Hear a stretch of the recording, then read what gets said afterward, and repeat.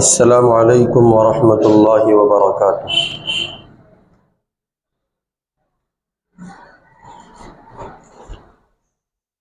الحمد للہ رب العالمین وبہ نستعین والصلاة والسلام علی رسولہ الکریم اما بعد اعوذ باللہ من الشیطان الرجیم بسم اللہ الرحمن الرحیم لئن شکرتم لأزیدنکم ولئن کفرتم ان عذابی لشدید صدق اللہ العظیم۔ بیماری اور صحت انسانی زندگی کے دو ایسے لازمی جز ہیں کہ دنیا کے کسی انسان کو ان اجزاء سے مفر نہیں ہے۔ ہر فرد بشر اپنی حیات میں چھوٹی یا بڑی کسی نہ کسی بیماری سے دوچار ضرور ہوتا ہے۔ کبھی موسموں کی تبدیلی اسے متاثر کرتی ہے تو کبھی اپنی ہی ناعاقبت اندیش حرکتوں کا خمیازہ امراض کی صورت میں بھگتنا پڑتا ہے۔ آج کل بیماریوں اور ہر بیماری کی جو مختلف متنوع اقسام دنیا میں پائی جاتی ہیں ان سے متاثر ہوئے بغیر رہنا ناممکن نہیں تو از حد مشکل ضرور ہے۔ صحت مند ماحول کا فقدان اور صحت بخش غذاؤں کی کمی نے صورتحال کو مزید سنگین کر دیا۔ مرض دور کرنے والی دوائیں اپنے اندر نئے 4 مرض لیے ہوئے ہوتی ہیں۔ چنانچہ آپ نے سنا ہوگا، دیکھا ہوگا، جب آپ ایلوپیتھ میں علاج کے لیے داخل ہوتے ہیں تو بہت سے ہمدرد اور خیر خواہ آپ سے یہ بات کہتے ہیں کہ ایلوپیتھ کی دنیا میں علاج کرانے کا مطلب ہے اپنی بہت سی صحت مند صاف ستھری چیزوں کو خراب کرنا۔ مثلا ایلوپیتھ میں جب آدمی جاتا ہے تو وہاں دوائیاں جب آدمی کھاتا ہے تو بہت سی دواؤں کے لیے لوگ کہہ کر آگے گزر جاتے ہیں کہ ان سے آدمی کے پھیپھڑے متاثر ہوتے ہیں۔ یہ چیزیں وہ ہیں جو انسان کے کڈنی پر اثر کرتی ہیں۔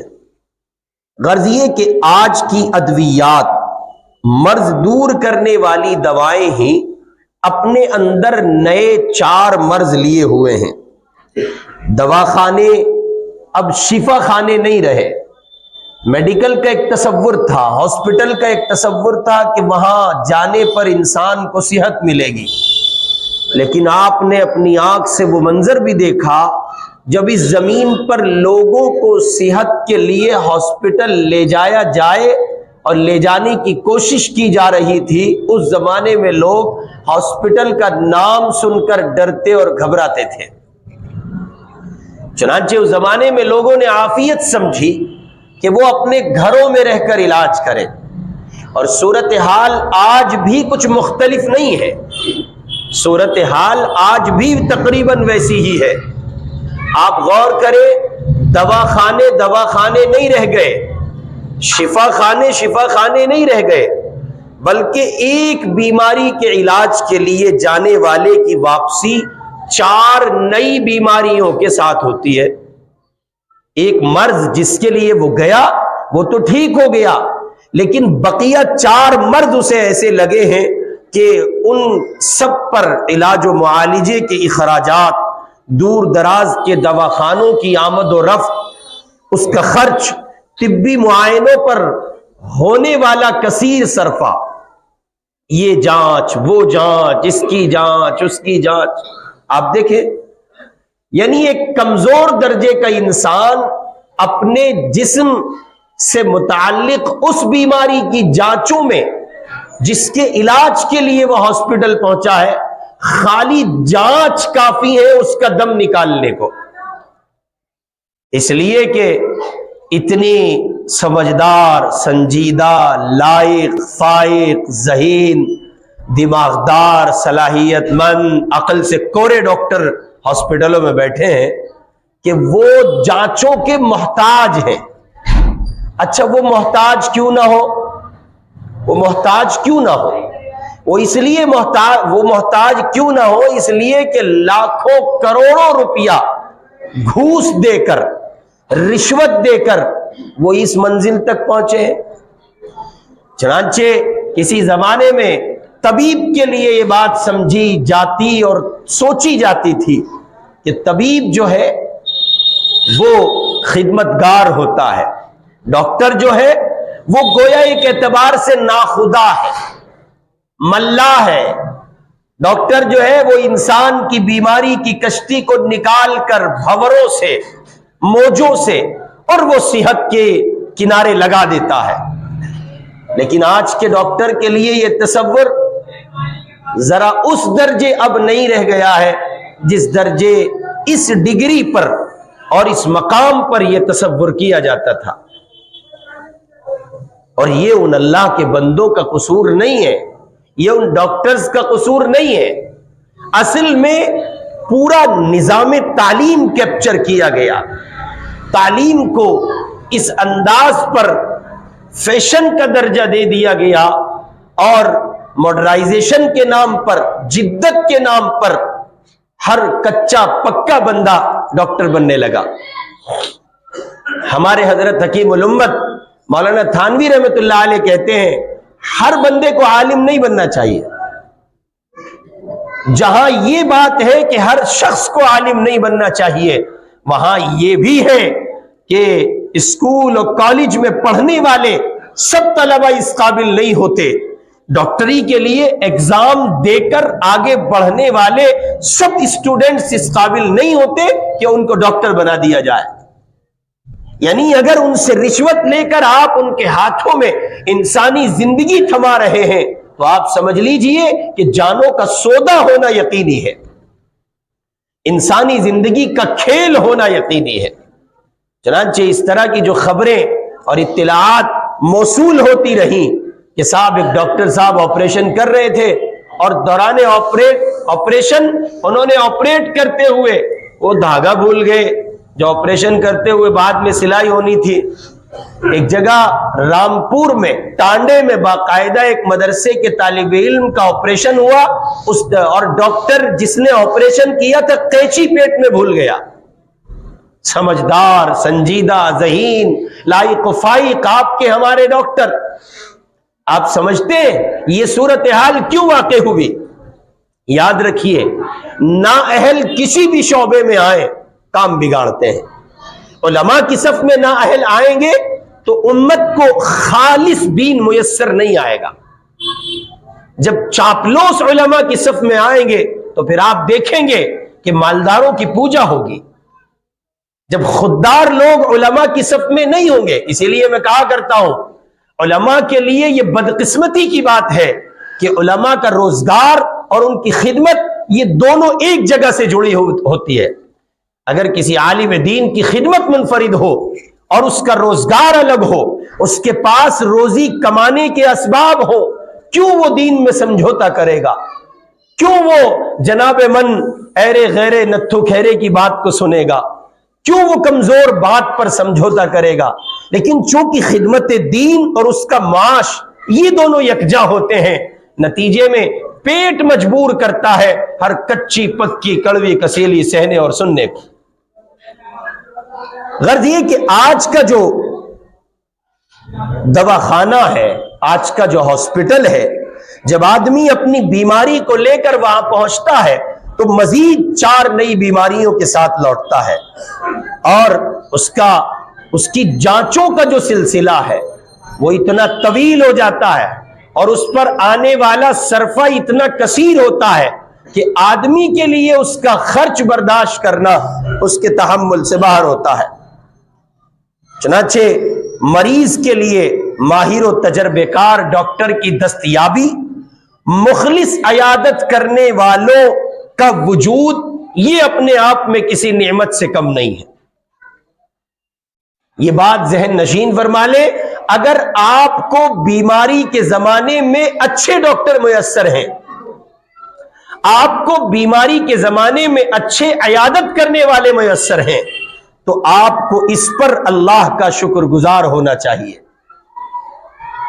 اس لیے کہ بیماری جسے میں اور آپ اپنے لیے وبال سمجھتے ہیں، جسے میں اور آپ منحوس تصور کرتے ہیں، وہ دراصل اپنے آپ میں اللہ کی ایک نعمت ہے. اسلامی تعلیمات مریض اور اس سے متعلقہ معاملات کے لیے ایک مکمل اور جامع خاکہ اپنے اندر لیے ہوئے ہیں. چنانچہ جب کوئی بندہ بیمار ہوتا ہے تو اس کے دروازے پر اس کے مکان کی چوکھٹ پر اسلامی تعلیمات دستک دیتے ہوئے آتی ہیں، اور وہ سب سے پہلے اس کو اس الجھن سے اور اس ٹینشن سے اور اس قید سے آزاد کرتے ہوئے یہ کہتی ہیں، اللہ کے بندے، یہ بیماری جو تجھ تک پہنچی ہے، تجھے نفسیاتی طور پر اس الجھن سے آزاد ہو جانا چاہیے کہ یہ بیماری مصیبت نہیں ہے بلکہ اللہ کی جانب سے ایک نعمت ہے. یہ الگ بات ہے کہ اس بیماری کو مانگنے کا حکم حدیث پاک میں نہیں دیا گیا، اور اگر کوئی مانگتا ہے تو اس کو منع کیا گیا کہ آپ بیماری اللہ کی طرف سے مانگ نہیں سکتے. ہاں اگر آ جائے، مل جائے، اس صورت میں آپ کے لیے لازم ہوگا کہ آپ اسلامی تعلیمات کے مطابق عمل کریں اور یہ غور کریں کہ آخر اسلام اس زمانے میں جب آپ بیمار ہیں آپ سے کیا چاہتا ہے. چنانچہ مرض اور بیماری ایک مومن کے لیے کوئی عذاب یا سزا نہیں ہے. بعض لوگ یہ کہہ کے آگے بڑھ جاتے ہیں، پتہ نہیں جی حضرت کون سا گناہ ہم نے ایسا کر دیا تھا جس کے نتیجے میں ان حالات سے گزرنا پڑ رہا ہے. گویا وہ انڈائریکٹ یہ بات کہتے ہیں کہ اللہ ان کو سزا دے رہا ہے. مجھے بتائیں، آپ سب حضرات یہاں تشریف فرما ہے، کیا ہم میں سے کوئی شخص اس بات کا متحمل ہے کہ خدا اسے سزا دے اور وہ جھیل جائے؟ ہے کوئی طاقتور، کوئی دھندر، کوئی شخص ایسا ہے اپنے آپ میں کہ خدا اس کو عذاب دے رہا ہے، سزا دے رہا ہے اور وہ اس کی سزا کو جھیل رہا ہے؟ ہرگز نہیں. اللہ رب العزت کی جانب سے جب سزائیں ملتی ہیں تو اللہ کی سزا جھیلنے کی بندے میں طاقت نہیں ہے. پھر یہ کہنا پتہ نہیں کون سا گناہ ہو گیا تھا جس کے نتیجے میں ان حالات سے گزرنا پڑا، یہ دراصل خدا سے بغاوت کا اعلان ہے. اللہ کے بندو، اس کا لحاظ کرو کہ بیماری ایک مومن کے لیے عذاب یا سزا نہیں ہے بلکہ گناہوں کی معافی اور رفع درجات کا بہترین ذریعہ ہے. حدیث پاک میں ہے، سرور کائنات حضرت محمد الرسول اللہ صلی اللہ علیہ وسلم نے ارشاد فرمایا، جب تک بخار کا اثر جسم پر رہتا ہے اس وقت تک بندے کے گناہ معاف ہوتے رہتے ہیں. ایک روایت میں ہے، شعب الایمان کی روایت ہے، حضور نے فرمایا، حدیث نمبر 9399 ہے، حضور پاک علیہ الصلوۃ والسلام نے فرمایا، ایک رات کا بخار پچھلے تمام گناہوں کا کفارہ بن جاتا ہے. ایک اور روایت میں ہے، بینائی چلے جانے پر صبر کر لینا، اس پر جنت میں داخلے کا وعدہ ہے. عبداللہ بن مسعود رضی اللہ عنہ حضور پاک صلی اللہ علیہ وسلم کی خدمت میں حاضر ہوئے اور آپ نے دیکھا کہ حضور پاک شدید بخار میں مبتلا ہے. تو عبداللہ ابن مسعود نے کہا، اے اللہ کے محبوب، آپ کا جسم تو شدید گرم ہے. حضور نے فرمایا، مجھے 2 افراد کے برابر بخار آتا ہے. کتنے بندوں کے برابر؟ 2 بندوں کے برابر مجھے بخار آتا ہے. یعنی ایک عام فرد کو بخار سے جتنی تکلیف پہنچتی ہے مجھے اس سے 2 گنی پہنچتی ہے. پھر آپ صلی اللہ علیہ وسلم نے ارشاد فرمایا، جس مسلمان کو کوئی تکلیف پہنچے یا بیماری یا اس سے بھی کم درجے کی کوئی مصیبت لاحق ہوتی ہے، آقا کہتے ہیں اس سے اس کے گناہ ایسے جھڑتے ہیں جیسے درخت سے پتے جھڑتے ہیں۔ ایک سوال یہ ہے، کیا درخت سے پتے عام حالت میں جھڑتے ہیں؟ بول کے بتائیں، نہیں نا۔ کب جھڑتے ہیں؟ ہوا چلتی ہے تو تب جھڑتے ہیں، اور جب ہوا چلتی ہے تو ہلکی سی ہمارے یار آپ کے پنکھا جھیلنے کے انداز میں ہوا چلنے پر پتے جھڑتے ہیں؟ نہیں، تیز ہوا چلتی ہے تو پتے جھڑتے ہیں۔ کیا ایک ہاتھ جھڑتا ہے کسی ایک پیڑ سے؟ نہیں، کتنے زیادہ جھڑ جائیں گے کوئی اندازہ نہیں۔ یہ مثال اس لیے پیش کی گئی ہے کہ جیسے تیز ہوا میں پتے درخت سے جھڑتے ہیں، ویسے بخار کی حالت میں یا کسی مرض کی حالت میں اور کسی مصیبت کی حالت میں بندوں کے گناہ اسی طرح اللہ کی جانب سے معاف کیے جاتے ہیں جیسے درختوں سے پتے جھڑتے ہیں۔ اللہ گناہوں کا زندگی سے خاتمہ کرتے ہیں۔ ایک روایت میں ہے، حضور نے فرمایا ایک شخص کو بخار اور سر درد میں مبتلا ہوتا ہے۔ دیکھیں کتنی جامع روایت ہے۔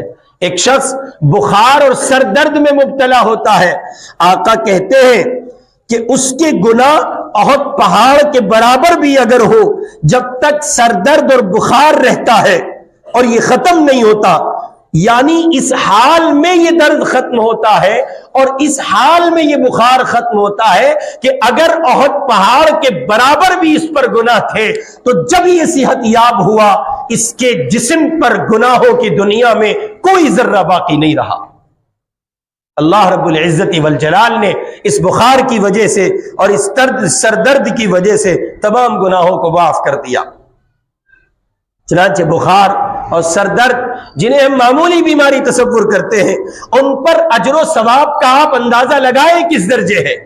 جب بخار اور سر درد جیسی بیماریوں پر اللہ رب العزت کی جانب سے اتنا سب ثواب ہے، اجر رکھا گیا ہے، تو جو لوگ ایسی مشکل ترین بیماریوں کا شکار ہوتے ہیں، جن بیماریوں کے آ جانے پر اٹھنا بیٹھنا ہلنا جلنا یہ سب محال ہو جاتا ہے، زندگی اجیرن بن جاتی ہے، مشکل کا گھر بن جاتی ہے، ایسی بیماریوں پر اللہ کیا کچھ نوازتا ہوگا اندازہ لگایا جا سکتا ہے۔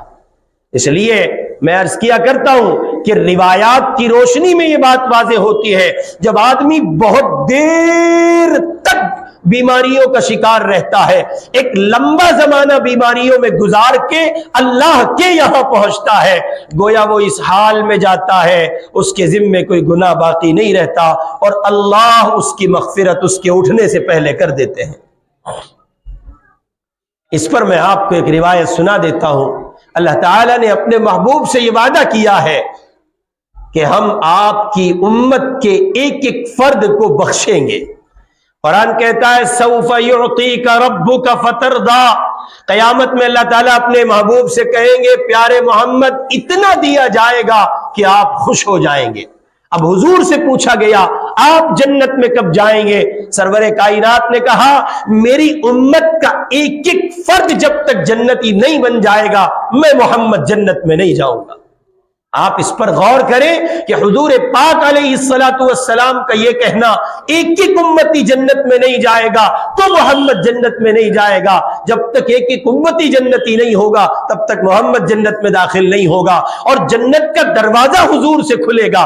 آپ تصور کریں داخلہ بھی محمد کا پہلے ہونا ہے، امتیوں کا بخشے جانا یہ گزارش اللہ کے حضور لگا دی ہے، اور کوئی بات ایسی نہیں ہے جو محمد نے کہی ہو صلی اللہ علیہ وسلم اور رب نے اس کو تسلیم نہ کیا ہو۔ پتہ یہ چلتا ہے ان تمام آثار احادیث اور روایات کی روشنی میں کہ اس امت کے ایک ایک فرد کی بخشش ہونی ہے، اسباب بنیں گے، راستے کھلیں گے، ذرائع تیار ہوں گے، اسباب تیار کیے جائیں گے، جہاں اور بہت سے اسباب روایات کی روشنی میں سمجھ میں آتے ہیں وہاں یہ پہلو بہت سمجھ میں آتا ہے۔ اللہ اپنے بندوں کو بیماریاں دے گا، وہ اس پر صبر کریں گے اور نتیجے میں ان کو اجر و ثواب اتنا ملے گا جو ان کے گناہوں پر بھاری ہو جائے گا۔ اس لیے میرے بھائی اس کا لحاظ رکھیں، اپنی بیماریوں کو برا نہ کہیں، جو مل گئی اس پر شکر کریں، صبر کریں، اور جو نہیں ہے اس کو مانگنے کی گنجائش نہیں ہے، یہ عنوان، یہ گفتگو بس یہی تکمیل، وقت چونکہ ہو گیا ہے۔ میں نے آیت پڑھی تھی لَإِن شَكَرْتُمْ لَأَزِيدَنَّكُمْ، نعمت کی شکر گزاری پر اللہ نعمت کو بڑھاتے ہیں، ناشکری پر اللہ کی جانب سے عذاب سخت ہوتا ہے۔ جب آپ کسی بیماری میں اور کسی مصیبت میں ہوتے ہیں، عین اسی حالت میں ٹھیک اسی وقت آپ لاکھوں اللہ کی جانب سے نعمت میں ہوتے ہیں، لہٰذا یہ دیکھ کر شکوہ کیا کریں۔ اللہ کو یہ بات منظور نہیں ہے اور ان کو ہرگز یہ بات پسند نہیں ہے ان کا بندہ کسی طرح سے شکوہ کرے۔ میں عرض کیے دے رہا ہوں، نہ فراق اچھا ہے، نہ فراق اچھا ہے، نہ وصال اچھا ہے، رب رکھے جس حال میں وہ حال اچھا ہے۔ وآخر دعوانا ان الحمد للہ رب العالمین۔